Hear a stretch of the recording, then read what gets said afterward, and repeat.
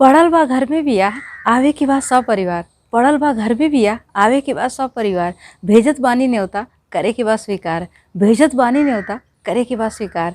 आके दुल्हा दुल्हन के देई आपन आशीर्वाद, आके दुल्हा दुल्हन के देई आपन आशीर्वाद, ताकि खुशी से भर जाए उनके घर संसार, ताकि खुशी से भर जाए उनके घर संसार। बियाह में साड़ी साया ब्लाउज न चाहे कौनो उपहार, बियाह में साड़ी साया ब्लाउज न चाहे कौनो उपहार। आपन शुभाशीष देले के करी उपकार, आपन शुभाशीष देले के करी उपकार। नया नोचर दुल्हा दुल्हन पाके आपके आशीष, नया नोचर दुल्हा दुल्हन पाके आपके आशीष। मिल जाए उनके खुश रहले का आधार, मिल जाए उनके खुश रहले का आधार।